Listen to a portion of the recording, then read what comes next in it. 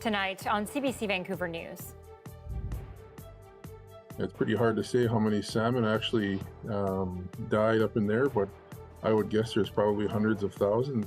Record-setting drought conditions and the devastating impact on migrating salmon in BC.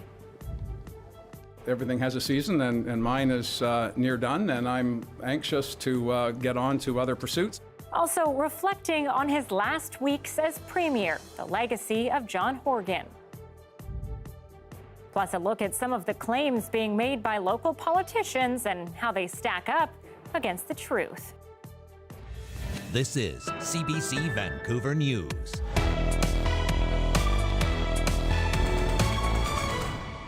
Good evening and thanks for joining us. I'm Anita Bathe. We begin tonight with the drought in BC. In the last 3 months, Las Vegas, which is on the edge of a desert, has had more rain than Vancouver. And one of the big issues for us is this is the time of year when salmon head up the creeks to spawn. Renee Filipponi shows us why these conditions could lead to long-term disaster. Weeks and weeks with no rain, and this creek in Port Moody is pretty much dry. Okay, normally we'll be sitting in water up to about here. And that's, like you can see, that's it. That's it right That's it there. I mean, it's like a garden hose running down the creek right now. It's something Dave Benny has never seen. For nearly 30 years, he's volunteered at the hatchery here and says this time of year it should be teeming with salmon ready to spawn. We'd have chum salmon and coho, and you'd see them in here. They hold in here sometimes in this pool here and all up through here. It's devastation on Heiltsuk First Nation territory near Bella Bella. Low water levels and a sea of dead salmon. Traditionally been one of our largest pink and chum producers for decades and decades, and so it's heartbreaking to see that it's happening there now. The concern is this scene may be playing out across the region. It's pretty hard to say how many salmon actually died up in there, but I would guess there's probably hundreds of thousands if you total them all together. All of those salmon that are just kind of wasted away didn't even have the opportunity to reproduce. Scientists say the impact will be felt for years because these fish won't spawn. It's just been a death by 1,000 cuts, it seems, for many of these populations that are, in some cases, just holding on. And then you have the drought that we're experiencing. It's just a race against climate change right now. This is where we'd have fish. We would be coming up. Nope, they just jumped. There's fish jumping all over out there right now. Meanwhile, salmon wait in Burrard Inlet. It's impossible to make it upstream. Look out there at high tide and you see fish flopping and realize they might not ever make it back to spawn. Dry weather with no end in sight, spelling a possible early end to their life cycle. Renee Filipponi, CBC News, Port Moody, BC. Gosh, Johanna, I gotta say, seeing those images for the first time, I'm a bit in shock. That is wild. Yeah, it's startling, devastating. These are the words that come to mind when we see those images of the hundreds, if not thousands, of dead salmon. And, I think of this as a bit of a red flag warning when it comes to climate change. We know climate change has meant the gradual decline of all of our salmon across BC, but every once in a while we get a big event like this that really sort of throws a wrench in that slow decline and speeds things up. And often it is the ecological impacts. I think about the big mass die-off of our ocean species after the heat dome. And unfortunately, as we just heard, the trickle-down effects, the literal trickle-down effects are far from over. We are really hoping for that rain in the forecast. Eventually, we will switch to that zonal rain-bringing flow, but not yet. You can see the drought conditions across BC, areas in red, level 4, up the central and northern coastal sections, still dealing with level 2 and level 3. Once we get to level 4, that's when, according to BC Drought maps, that we see socioeconomical and ecosystem impacts. And again, most of the south coast under that.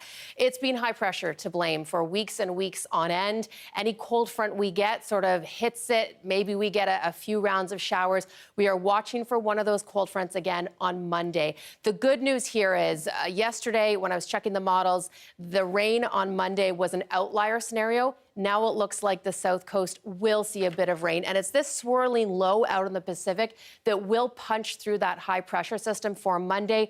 It is not a ton of rain. We're talking a few millimeters. Hopefully we'll see more across the Sunshine Coast, and we are getting a few showers in across Haida Gwaii central coastal sections before that cold front makes its way down to the south coast again Monday afternoon. So fingers crossed we can wring every last drop out of this one, Anita, and I'll take you through that long range coming up in a bit. Okay, we'll talk soon. Thanks, Joe. You're welcome.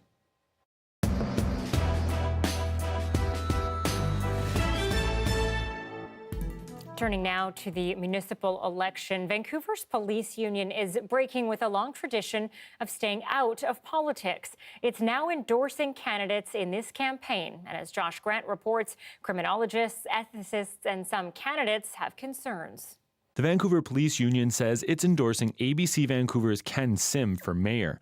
Sim has pledged to hire 100 new police officers and 100 mental health nurses and outfit cops with body cameras by 2025. Union President Ralph Kaisers says their decision to back Sim was based on a survey of the candidates, a review of their public safety platforms, and the positions they took at a debate the union hosted earlier this week. Kaisers said staff shortages and a lack of funding and resources pushed the union to get political. The union did not respond to numerous requests for an interview with CBC News. One independent city council candidate who was against the police union getting involved in politics was asked to leave Monday's debate. They already have immense power, right?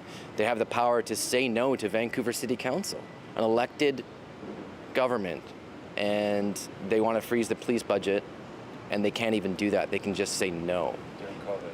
Yeah, during a pandemic when every other department in the city took a cut. Orr says there needs to be more civilian oversight of the police and a greater emphasis on social workers and mental health supports. This criminology professor says police have a greater moral responsibility than other public service workers. Because they are supposed to be impartial enforcers of the law, and if that is eroded in any way, their independence is eroded because of political interference, then we've got a big problem. Another BC academic argues police sometimes need to nudge governments to ensure they have what they need to do their jobs, but cautions about getting too involved in an election. If the police endorse a candidate and that candidate is unsuccessful, have they unnecessarily set up an antagonistic relationship with the mayor? Have they actually made it harder for them to be the good public servants and to work with the council in order to keep people safe, keep society safe? For his part, Ken Sim says he and ABC Vancouver are very proud to get the police union's endorsement. Josh Grant, CBC News, Vancouver. On the heels of transit commitments from other parties, Vancouver mayoral candidate Colleen Hardwick has pitched her own vision, and it includes dropping the Broadway SkyTrain extension to UBC. It makes much more sense to stop a subway line to UBC and build 58 kilometers of light rail for less than 1/6 the price per kilometer. Frankly, it's just a better investment for our tax dollars and ties the whole city together rather than just one neighborhood. Hardwick is proposing 4 light rail lines around Vancouver, a line connecting UBC to the Peony, a second line traveling up Arbutus down to Marine and onto the River District, a third line from Metrotown to UBC along 41st Avenue, and finally a line going along Commercial and Victoria that travels from northeast to southeast Vancouver.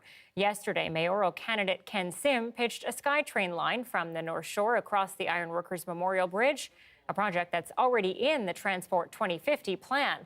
Earlier in the race, Forward Together candidate Kennedy Stewart announced his plan for a Vancouver Loop SkyTrain line.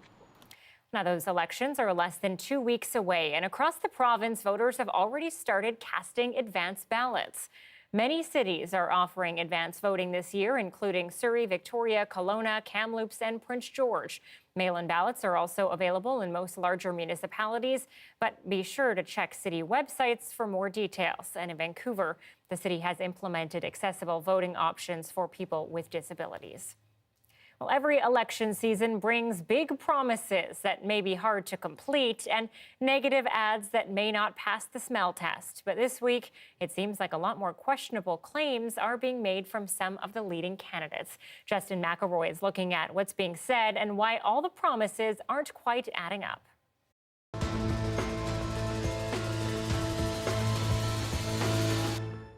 We're at the point of the campaign where the number of misleading claims by people wanting to run BC's two largest cities are happening almost as fast as they can be fact-checked. Let's go over 3 claims in the last 48 hours. Ken Sim has pledged to cut $300 million, nearly 20% of the city's annual budget. That's Mayor Kennedy Stewart in his most recent campaign ad, and no, Sim hasn't. What Sim has promised to do is hire 100 new cops and nurses, and he says he'll do that without raising taxes, looking at the city's non-core spending to make up the difference. And that's about $25 million, a lot different than $300 million. Of course, when you ask Sim where specifically those $25 million would be cut from, he's not exactly honest either. Are we going to spend $700,000 on a lawsuit that has zero probability of winning? Are we going to spend $1.5 million on studies, on things that aren't going to happen? Are we going to spend $306,000 on chairs during a pandemic? A couple things. The lawsuit he refers to has not actually been money spent yet, and $700,000 is the maximum. The $306,000 for chairs came from the capital budget, not operational, and that doesn't come close to $25 million. While Sim's not planning to cut $300 million, he is planning some cuts, but isn't forthcoming where. But the silly season isn't limited to Vancouver, which brings us to claim number 2. In Surrey, Doug McCallum's Safe Surrey Coalition Party put out a release Wednesday morning, promising to freeze property tax increases at 2.9% over the next 4 years. Which, fine. Nothing wrong with being ambitious, but McCallum also claims that it was frozen the last 4 years, which ignores a new $200 parcel tax McCallum's party put in. He also claims Surrey is in the bottom third for property taxes, which isn't true if you go by Vancouver numbers. But that's not the most eyebrow-raising promise of the last 48 hours. No, that would fall to claim number 3. Bring back the NBA, am I right? Fred Harding, mayoral candidate for the NBA, is promising to bring back the NBA to Vancouver. Now, one could point out that NBA teams are now worth $2.1 billion on average, that the NBA is looking at moving to Las Vegas and Seattle first, or that mayors can do very little to bring new sports teams to cities other than cheerlead. Or you could show a chart showing how well Harding's NBA is doing in the polls and the chances he will be able to actually advocate for this. And of course, if Harding does win, he might have a local rival in his quest. After all, Doug McCallum will need someone to fill that new 60,000-seat stadium.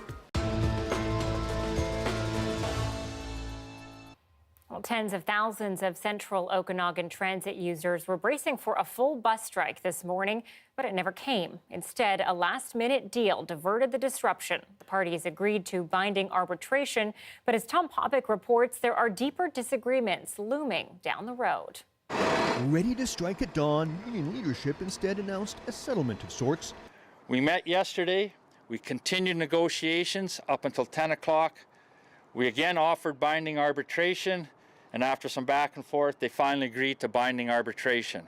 But not all union members are happy with an arbitrator's imposed contract. In my opinion, we are very underpaid as heavy dart drivers. We deal with the most vulnerable people in society, and we're not paid properly. Arbitration should have been the last resort. Our executive, our bargaining committee should have tried to use all the tools to reach a tentative deal. Most of the members here today are very upset. I'm kind of glad that at least we're doing something, we're moving ahead. How things work out, we'll have to see what happens. There wasn't even enough time to get buses back on the road Wednesday. Full service will now resume Thursday. After 8 months of stalled negotiations and escalating job actions, the union and the contracted service provider First Transit couldn't find common ground on wages or benefits. And the arbitrator's decision on contracts won't resolve a deeper divide. The union wants First Transit, a U.S.-based private company, replaced and profit reinvested in service. First Transit's contract is up for renewal in March. Kelowna's mayor, up for re-election, is campaigning against that contract extension. As a result of conversations we've had with BC Transit, that will not be happening. And we will be looking at and have started conversations with the Transportation Minister on what a new service delivery model may look like for our community. Bazran and the union see Victoria's transit system run by BC Transit as the model. But changing providers is a political promise, not a done deal. Other local municipalities have to agree, councils have to vote, and the province, which provides almost half of the region's transit budget, has yet to respond. While this strike is averted, a political battle for the future of Okanagan Transit is just beginning. Tom Popick, CBC News, Kelowna. Investigators say the Canadian Forces Snowbird crash that happened in Fort St. John in August was caused by an improperly assembled oil filter. The aircraft was back on its way to Moose Jaw from Fort St. John after taking part in an air show.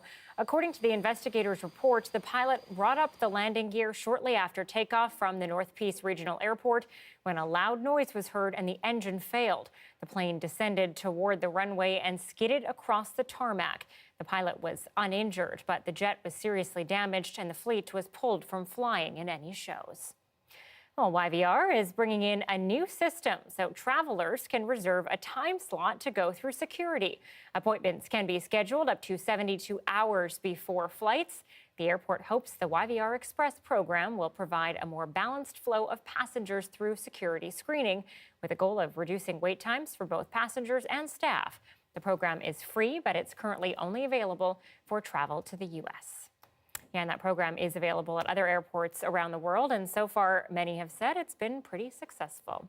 Okay, moving on now. John Horgan is keeping busy as he dives into his last few weeks as BC Premier. He's busy defending his government over the issue of repeat offenders and stranger attacks, but as Mayor Baines reports, he's also looking back. I love this place and I love the work, but I also know that everything has a season and mine is near done. But before he leaves his job in a few weeks, Premier John Horgan and his NDP government are facing major issues: random violent crime and BC's healthcare crisis. Horgan says they're focused on a plan to deal with repeat offenders. We're working on mental health and addictions issues that are also part and parcel of the crime and the senselessness, in my mind, of these wanton attacks. The final investigative report into random stranger attacks and repeat offending made 28 recommendations. The BC government says it's working on 3 of them. The opposition Liberals have pointed to attacks like one in Yaletown where a young man was killed. They're pressing the government to tell Crown prosecutors to fight bail for accused criminals. The Attorney General continues to ignore the devastating impact this increase in violent crime is having on innocent victims. As the government faces pressure in the House, the BC NDP is in the middle of a leadership race after Horgan announced he's stepping down following treatment for throat cancer.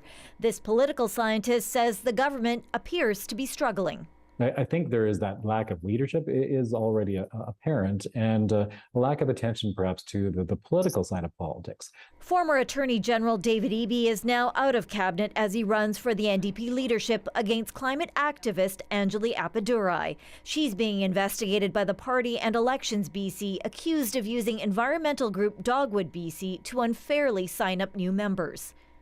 So that would create a real problem for the party if she were to run and to win. If she were barred from running, conversely, it would seem like the party is protecting Mr. Eby.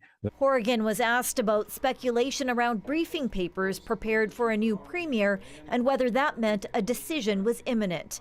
He says it was done in prudence to plan ahead.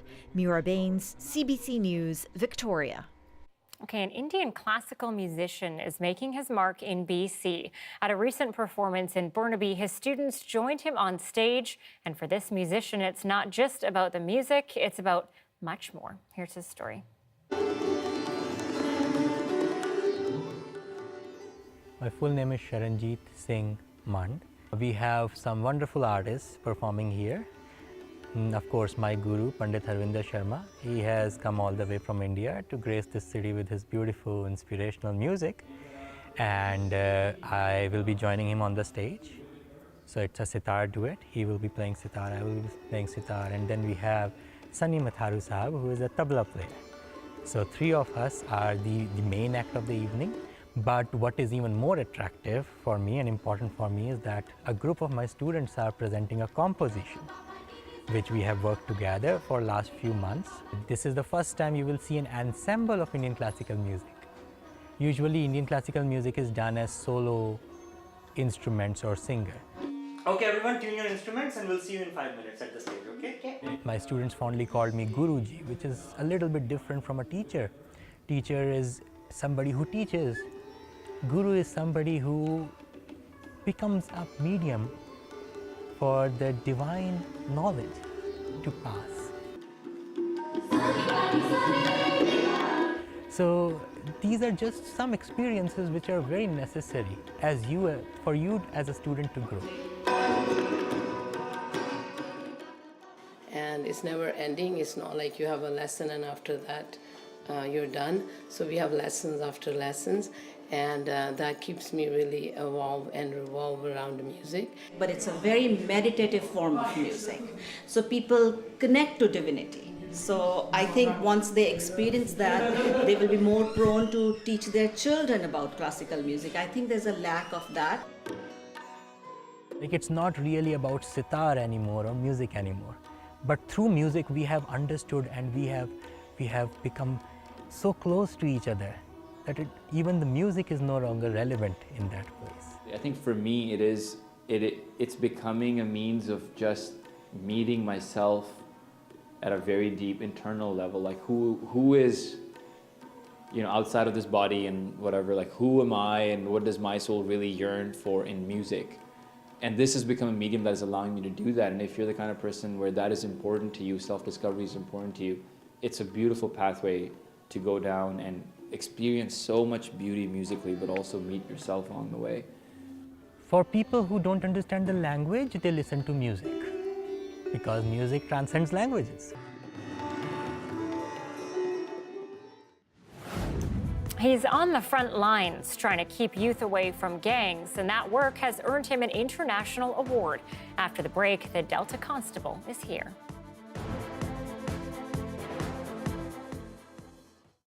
Thanks for watching our commercial-free live stream. In Nova Scotia, some military members here are helping with Fiona cleanup, and they're bunking at a summer camp. The director of Camp Evangeline wanted to do something special for the troops after he saw the rations they were eating. So the staff fired up the grill and got cooking. Colleen Jones has that story. Making gravy. When Steve Williams got the call from the Army that their summer camp facility would be just perfect for the troops here to help in the Fiona cleanup, they quickly went to work, moving the stuff they had placed inside of buildings for the winter back outside. Captain Lucas Chamois Paradis was amazed at the speed. They were so fast to accommodate us quickly, and they're so respectful people. Now it's far from the Ritz, but tonight the camp volunteers are putting on the Ritz for the troops, making them dinner, which includes the camp's signature dish, Camp Evangeline poutine. Yes, please. Poutine the fries, please. Would you like a poutine? Oh yeah, I'm French. Okay. I'm from Quebec. Thank you very much. How good will that poutine taste? Yeah, nice poutine. Thank you. For these volunteers, it's all hands on deck. The grill is going, the oil's bubbling, and the chocolate chip cookies the high school kids made are ready. Company's coming for dinner. Poutine, this one, please. Do you want a hot dog and a hamburger? And with every plate, Steve serves a message.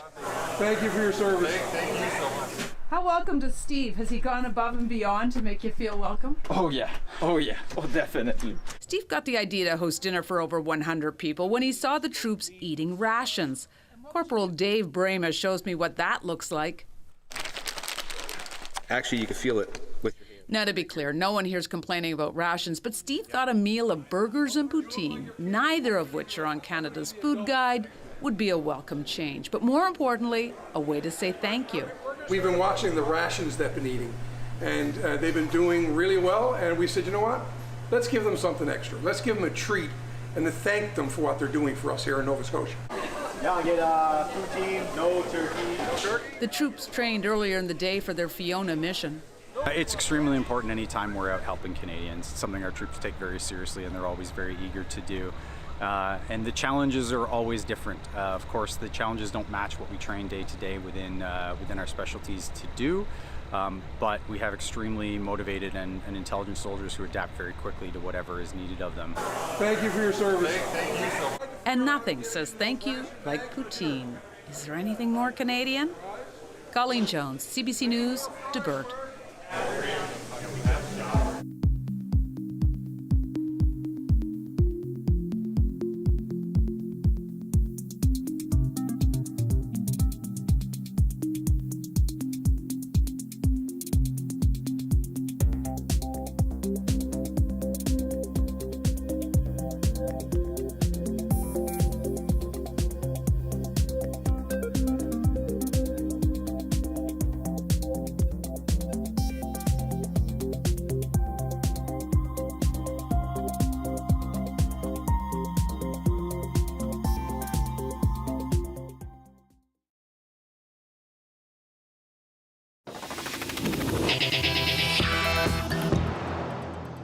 A Delta police officer has won an international Top 40 Under 40 award for his anti-gang work in the Lower Mainland.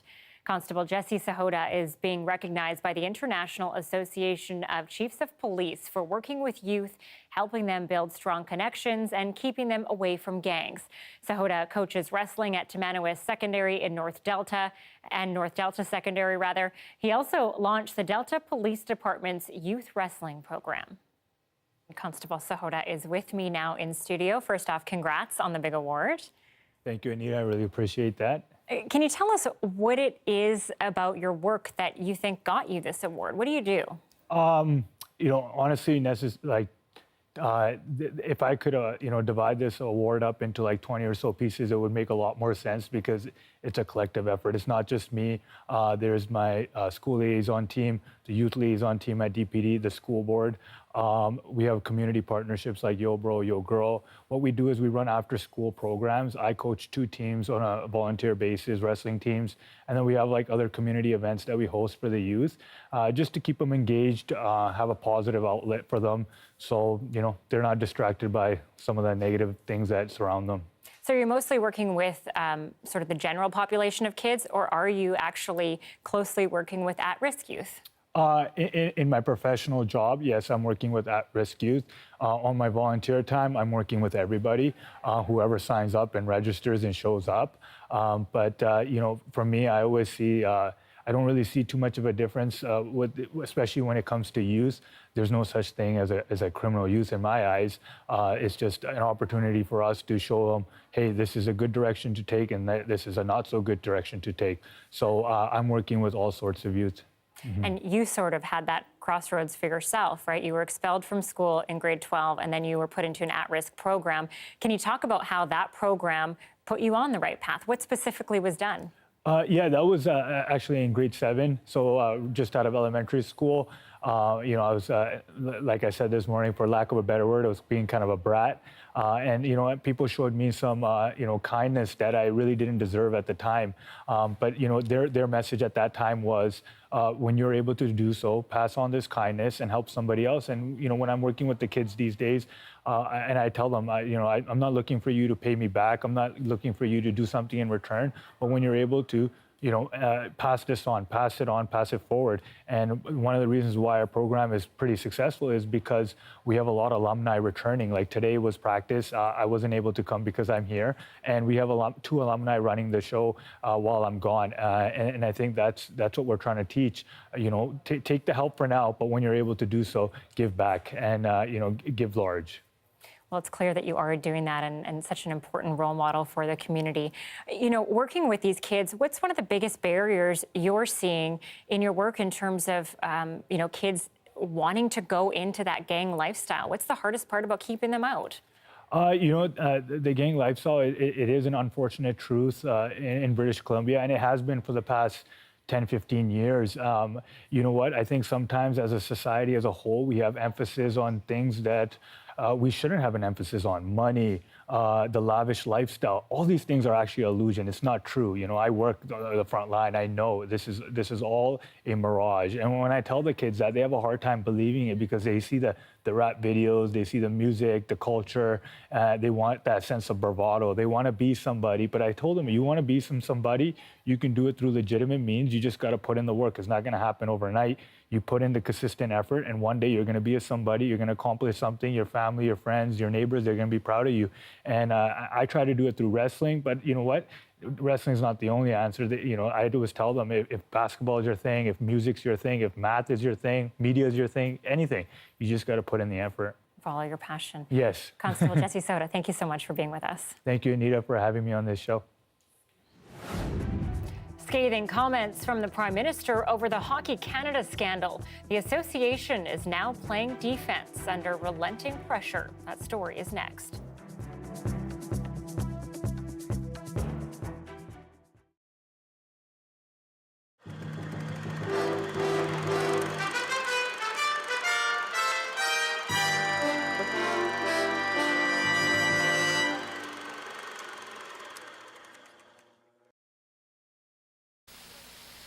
This is Riverview Hospital, the largest psychiatric institution of its kind in BC.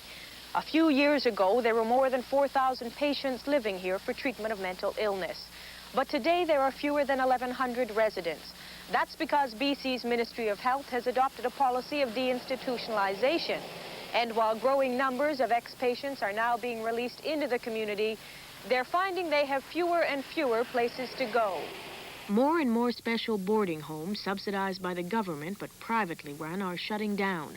In the past 3 years, 30% of almost all available beds in BC have closed. Private operators say their profit margins simply aren't high enough. Dave Beamish is typical of many former mental patients. A manic depressive, he was released from Riverview with no family or friends to turn to and no marketable job skills. He survives on $400 a month on welfare and pays almost half to rent a converted washroom that's now a sleeping room in a Skid Road flop house. Well, for bad days for me amount to depression. Like I'm either really high energy or I'm flatted right out. How the building I live in can contribute to a mood like that when I'm feeling down anyhow is that most of the fellows that live there are, well, a lot of them are alcoholic.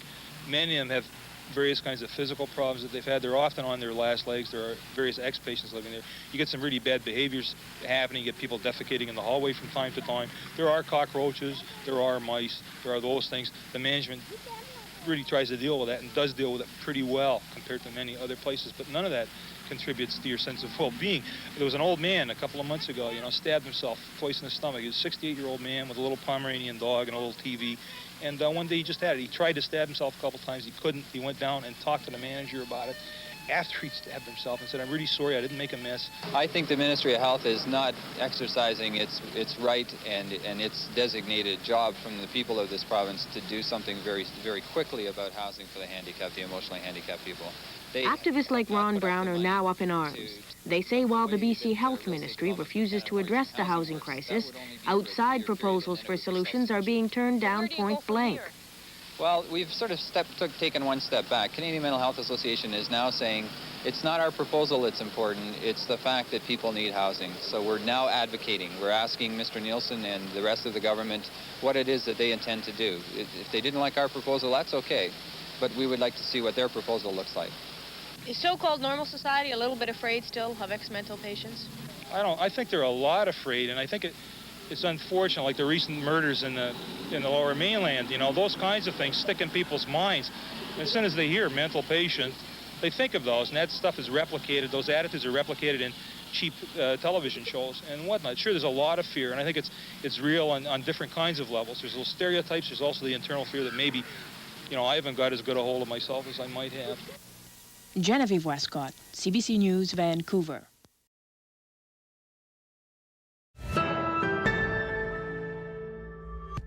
A major development tonight in the Hockey Canada controversy. One of the country's best-known companies, Tim Hortons, now says it's pulling sponsorship. And as Ashley Burke shows us, the call for Hockey Canada leadership to resign are only getting louder. It's a brand that's built itself around Canada's winter sport. Bring Team Canada home. And for years has sponsored Hockey Canada. Is brought to you in part by Tim Hortons, the official coffee of Team Canada. But Tim Hortons says it's now sitting the entire season out, cutting this year's sponsorship of men's hockey, including the World Junior team. We're witnessing an organization that seems to be more interested in protecting themselves and their jobs than protecting the public, the women, and the players.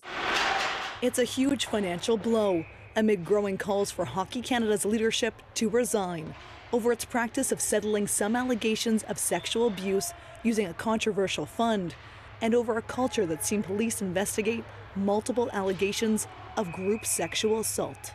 Hockey Canada's tone deafness to the fact that they have lost the confidence of Canadians needs to end, which is why we've stopped funding them, which is why we're calling for change. It's clear right now that the leadership doesn't get it.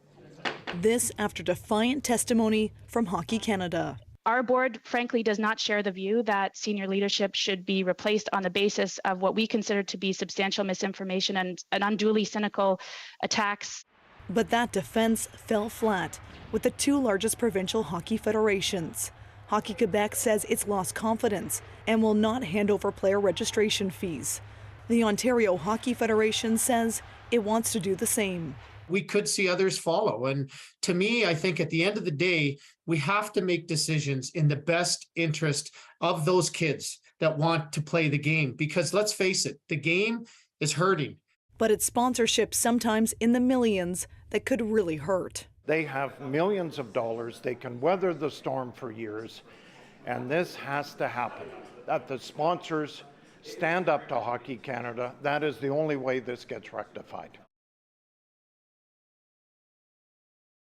That's CBC's Ashley Burke reporting tonight. Okay, if you're one of the many Canadians who prefer to pay with certain credit cards, you may be in for a shock tomorrow. A new surcharge is coming. Anita Bathe has more on how businesses can pass along some card fees to you. The cost to run a coffee shop is high these days. You know, small restaurants like our own that are labors of love are truly holding on by their fingernails. That grip could get a bit stronger because of new rules for credit cards in Canada. Businesses can now charge people using Visa or MasterCard about 2% extra on top of their bill. We're really at a point of razor-thin margins, and 2% could matter, you know. It could make a difference. Businesses have had to pay transaction fees every time you pay with a credit card. But a class action lawsuit has finally been settled. And now retailers like Chris Rampin can pass the cost on to consumers. I don't see another solution, frankly. I would say 99% of our transactions are all on card, one way or the other. There are perks to using credit. It's just convenient, to use the plastic card rather than carrying the cash. I get really good points with my credit card that may help me travel. No, points over everything. People get their credit cards, they get their points, they get their rebates, they get their benefits, but they rarely ask themselves, who's paying for that? The credit cards with more generous rewards often had hefty transaction fees that retailers covered. But now they can pass those fees directly onto the customer. Only those consumers who choose to pay using their credit cards, and in some cases the more expensive credit cards, are going to be the ones that are going to be asked to pay a portion of those costs. That could be a tough sell. The cost of living is already fairly high, especially with cost of food and eating out, so with that extra 2%, I'm more inclined to use my debit card. While these changes don't apply to every credit card out there, retailers must make it clear when they plan to charge them. What isn't clear is whether they're going to do so at all. Anita Bathe, CBC News, Calgary.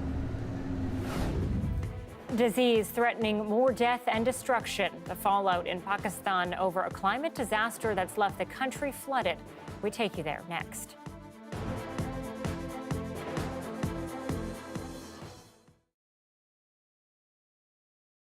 Hi, this is Art 101. I'm Professor Lees. I have 17 PhDs, 3 masters, and 27 BAs. I'll be bringing you stories of art that explain the boring parts, the controversial parts, and just the parts you don't understand. Ever feel like you're immortal, with the strength of 1,000 suns, eternal, invincible? Yeah, me too. But guess what? There's a form of art that was intended to remind you constantly of your unavoidable, inevitable, permanent death. It's a memento mori, which in Latin means remember death, or if you want to take it more personally, remember that you must die. If you look at European memento mori paintings from medieval times until the 19th century, you might notice things like skulls, rotting fruit and flowers, the Grim Reaper, a deck of cards, hourglasses, more rotting fruit and flowers. These were elements that painters would include in a still life, a portrait, a biblical scene, to make sure you could not escape the fact that you are temporary, that one day your hourglass will run out of sand, and you too will rot and become a skeleton. Sweet, right? But it was a powerful tool to make people think about their mortality, and as a consequence, maybe live their lives a little bit better, be a better or kinder person, or at least have a moment where they put less emphasis on their possessions and their social status as a measure of their worth in the world. These works came from a Christian belief system, and the idea that if you were better, you'd be saved in the afterlife. And that might be why many of these memento mori showed up in art related to funerals. I mean, what better time to ruminate on your own death than when you're grieving for somebody else? And while the term memento mori itself hasn't been as common since Victorian England, we still see a ton of art that tries to communicate the same idea.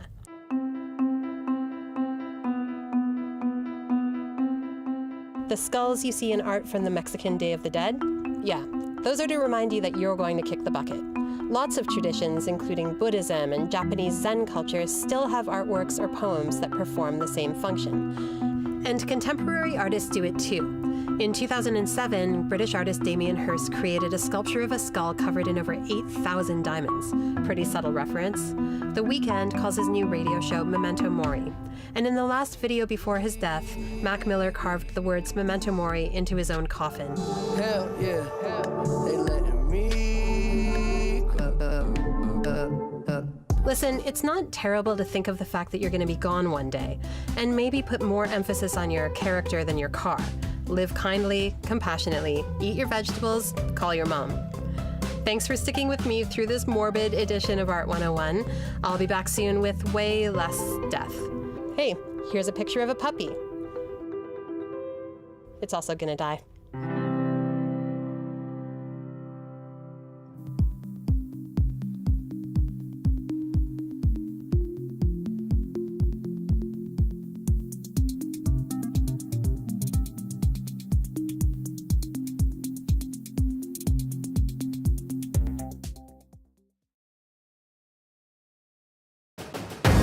We're sharing really important information with the public, and I feel like this is exactly what our job is, especially as the public broadcaster, especially in morning radio.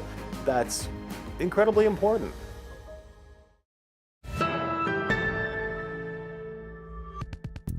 Some communities in Atlantic Canada are still struggling in the aftermath of Hurricane Fiona, 12 days after it ripped through the region. On PEI, crews are still making headway. About 8,300 customers are without power. While classes have resumed for thousands of students across the island, some schools are still closed because debris and downed power lines in surrounding streets have made their areas unsafe. In Nova Scotia, for the first time since the storm hit, the number of customers without power has dropped to about 6,000. In some pockets, progress has been limited. To flood-ravaged Pakistan now, where doctors are struggling to save lives and contain outbreaks of disease. Nearly 1,700 people have directly been killed by floodwaters, and about 350 more have died from outbreaks of disease. The CBC's Margaret Evans traveled to the worst-hit areas of the country, where the water levels are still high and the danger is still rising. Old-fashioned human toil. Long a constant in this country, now made heavier by the legacy of climate change. These laborers are tasked with mending a stretch of railway track knocked out by floodwaters over the summer. Back-breaking work, but critical. Hadi Bucks Jamali has worked for the railway for 30 years. In Sindh, we are destroyed, he says. Our livestock, our trains, our roads, everything. People are living on the road. Mosquitoes are biting them. We need help. We need help. An estimated 75% of districts in Sindh province remain flooded, including key roads and bridges. This one was originally built to link two towns on either side of a deep drainage canal. Bridge and canal now both submerged. Engineer Zafarullah Sumro is monitoring the water level. How much time it takes to drain out the water? I think in this situation, 15 to 20 days or more, then this bridge will be normal. The longer the water lingers, the greater the risk of hunger and disease for hundreds of thousands of people made homeless. All across Sindh, tattered tents clinging to narrow strips of high ground stretch as far as the eye can see. So too do the haunted looks on parents' faces, afraid they won't be able to feed their children. We lost everything, says this mother. Our walls came down. We only managed to save ourselves. Many people living in Pakistan already live in the most dire of circumstances. This is what it looks like when you add a climate catastrophe on top of it. People here will tell you they've received little, if any, aid. And critics say the government isn't ready for another one and that the world certainly isn't either. Another camp, this one close to the city of Badin and within arm's reach of a Pakistan military base. Soldiers distributing food and medicines. The government in Islamabad says it is now out of money, and there are growing demands here for what activists call climate justice from the West. But the international response, we're not very happy with that, because we feel that this is because of climate change. And Pakistan is not a great contributor to climate change. Less than 1%, in fact. As the test trains begin to roll, the railway workers say they know there may well be more and worse flooding on the horizon. If there is, they say, they'll simply fix the tracks again. Part of the price they're already paying. You know, I don't know the numbers, but it does feel like there are more and more events like this happening all over the world because of climate change, Joe. It's true, Anita, and we are seeing these events happen at greater frequency and greater intensity, and now we have these rapid assessment studies that are being done right after an event. We now know exactly how much climate change had an impact on the floods in Pakistan, and we know that it was substantially greater because of climate change. This is going to be a big part of the conversation in COP27 next month in Egypt, where the big part of the conversation is really getting funds to the countries that need it most, like the flooding in Pakistan. We'll be following that closely. Let me take you back home to the current temperatures right across the country. I wanted to show you how far things are going to shift over the next couple of days. 22 right now through Kelowna. It has been unseasonably warm, not just for BC, but for much of Western Canada. Alberta and Saskatchewan also above seasonal. It's been quite seasonal, though, in through Central and Eastern Canada. We still have this special weather statement for air quality in effect for basically Chilliwack to Hope. It was extended today out towards Lytton.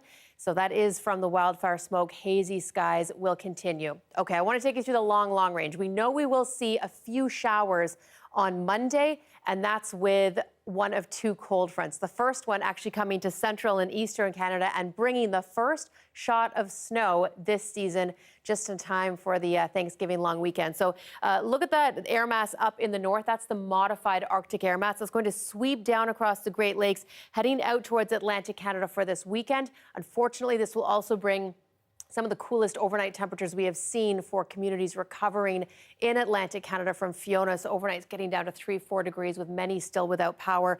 Notice, though, BC still on the warm side. That's Sunday. Now Monday, there's our modified Arctic air mass that will sweep down, and with it, bringing the first snow of the season to much of British Columbia. So there's that Eastern Canada cold front, and there comes BC. Just pausing you Monday evening, you can see the pockets showing up in the southeast. So our first mountain snow for both the Rockies as well as possibly the Cascades. Now, I don't think they'll get down to Valley Bottom, but you can see the Northwest also looking at some good snow. So it's not the preset we're hoping for, but we are starting to see signs of fall working its way into the forecast a week from now.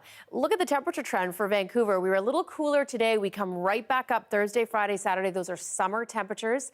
And then that cold front will drop us through early next week. It'll certainly feel more fall-like after that cold front comes through. Our seasonals for this time of the year for Vancouver, 15, 16. So we won't see that until early next week. Tomorrow, lots more of that above seasonal heat across the province. Williams Lake 19 and seeing a 17 towards central coastal sections. Also look for the morning fog. That sinking air mass will keep it around through the weekend. There it is. The best icon we've seen in days and days. I wish it was more than a couple millimeters. We'll keep honing in on those amounts at this point Monday afternoon before drying out again Tuesday, Wednesday. Anita, I'm looking at the long range. Maybe another one next Friday, so we'll take it any way we can get it. For sure, at least a little bit of rain in there. Exactly. Thanks, Joe. You're welcome.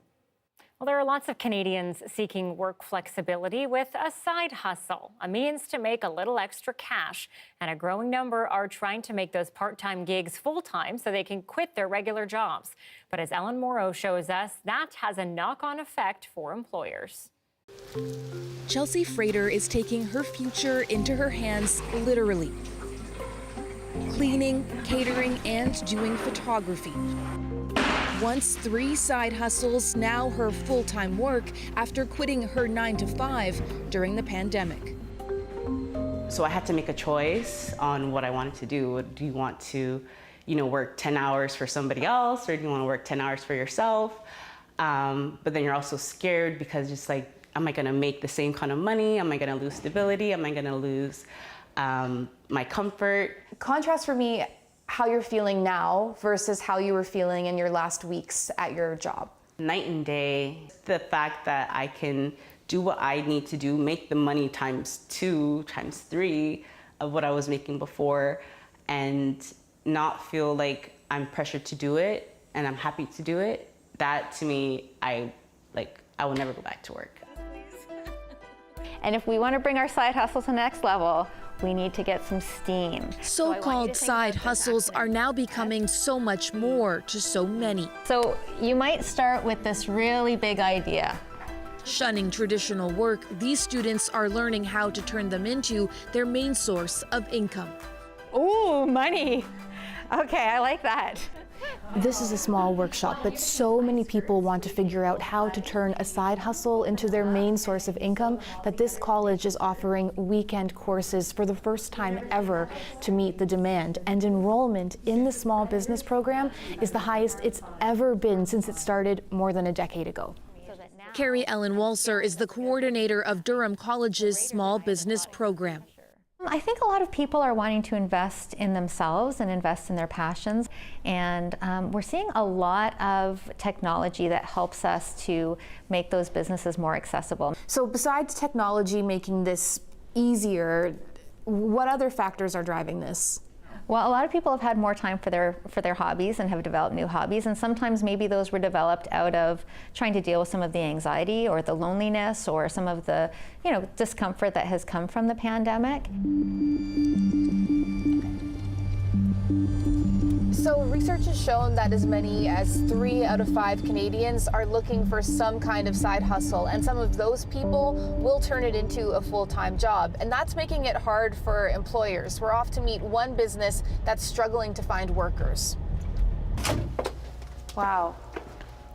This warehouse usually is full of fitness equipment to the roof.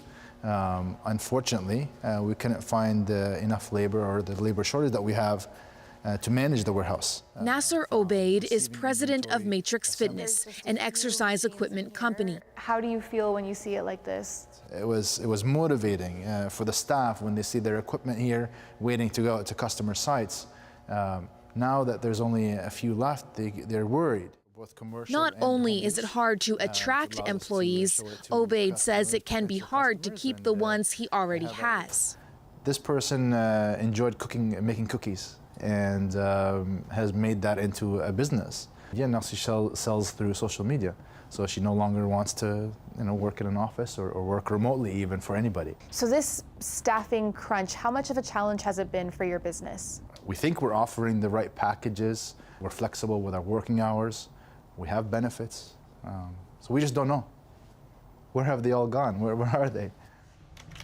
Ben Lafort is an economist, and as a side hustle, he writes a finance blog with tips on how to get ahead. Good throw. His most important job is dad to his young son. It's a tricky balance, high risk for burnout, but the extra income, he says, gives his family extra security for the future. You expect this one too? If you have one job at 9 to 5, it's literally the definition of all your eggs in one basket. You know, it sounds great. Obviously, I'm going to turn my passion into profits, but what are some of the cautions for people, do you think? You should try to, as long as you can, to keep the side hustle and try to do both. Because not only does it diversify your human capital, but also makes it easier to save money and get ahead, right? Oh, that's beautiful. Can you look at me? Remember Chelsea Frater? She hopes to eventually open her own photography studio, a dream only made possible, Chelsea says, by her jump away from the office. Do you miss anything about the corporate work world? Definitely not. I don't miss a thing. Maybe the benefits, but I can afford my benefits out of pocket. It's not easy for sure. But you have to have consistency and determination to really make it work for you. Can we get a smile? That's Adara. Ellen Morrow, CBC News, Toronto. An historic launch. The occupants on board this spacecraft making history today. The details are coming up.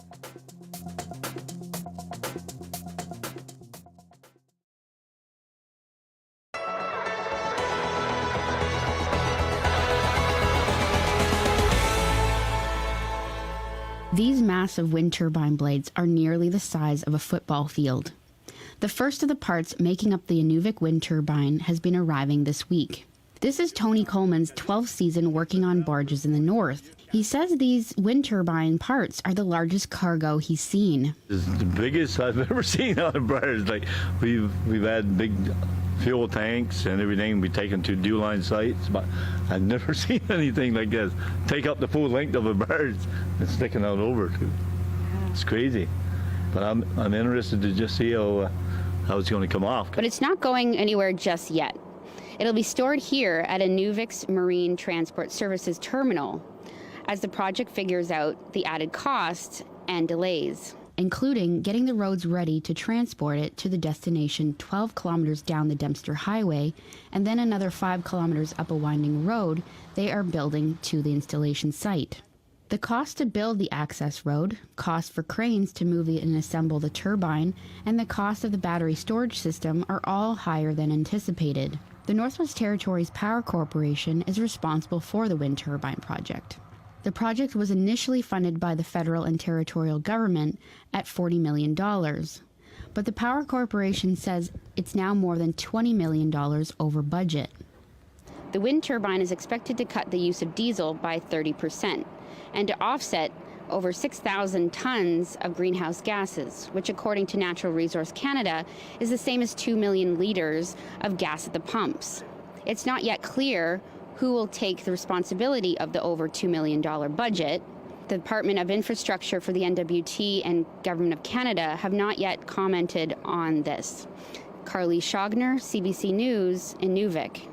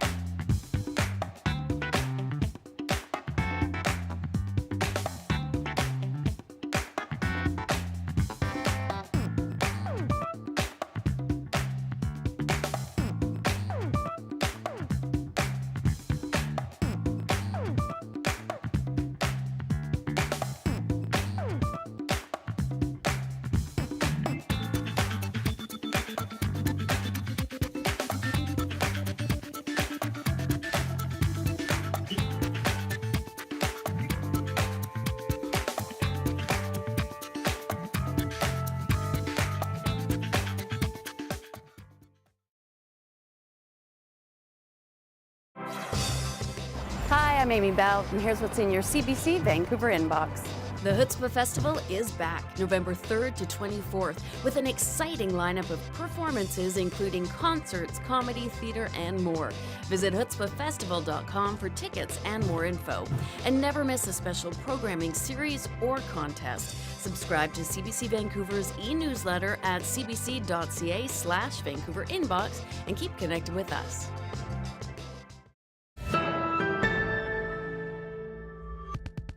History was made today with the first Native American woman launching into space aboard the SpaceX Dragonflight.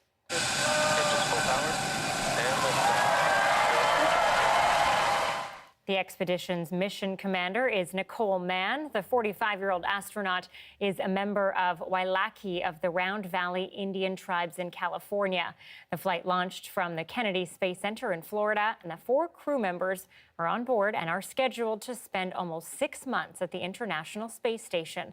Despite recent tensions, a Russian cosmonaut was also aboard the flight. Wonderful stuff. Thanks for watching CBC Vancouver News tonight. We will see you back here tomorrow.